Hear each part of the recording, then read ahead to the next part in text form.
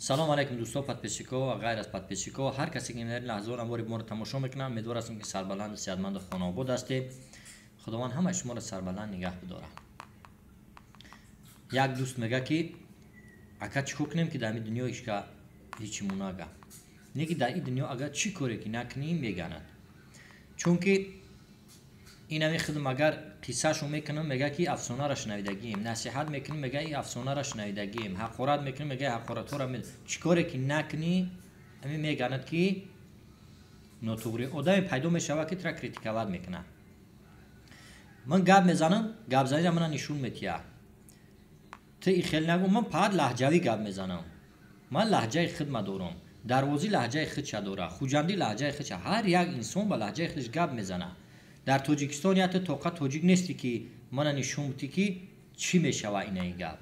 بعد حوزه چیست ادبی گپ میزنم که با میره پریواد میکوی که اکا بیونه زبان تاجیکی را با تاجیکی پریواد کبتیم. برای همین در این دنیا چیکاری که کنی نکنی آدم احمقی به عقل پیدا میشوه که ترا بگیم که در کاری تا عیب پیدا کنه. به همین خاطر چیکاری که میکنی نمیکنی فقط هشتم با خودتون و با کار خودتون باشه. مایده دیجینیت و پوتت نکنی، راست رفته هم بگیره برای خودتون. این مردمی تاجیک یک مردمی زوره های که بعضش باور که دیگه ای هیچی گپت میکنه. یک قصه های میگه که یک مسفید بوده است، بچهش گفته است که مقصد چیکار کنم که در دنیا هیچ چی نگه.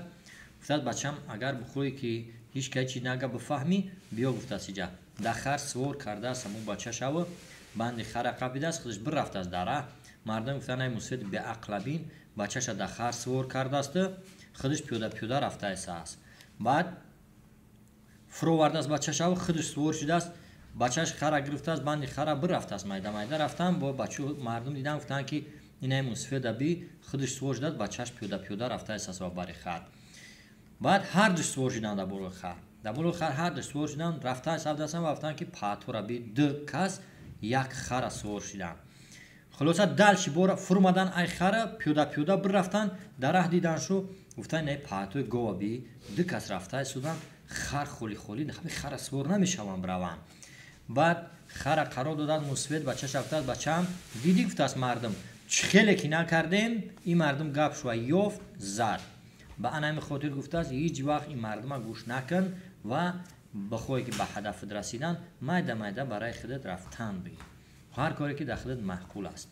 انا به نام خاطر بچه‌ها دیدی که قصه را ولی با بعضی پیدا میشه که این افسانه های پادمی نقل خودش افسانه میشه و گو نفهمی سرگذشت یک انسان واقعی را که اگر نقل نکنی هم افسانه های افسانه را ای نقل فرق نکردی برات افسانه های گلو.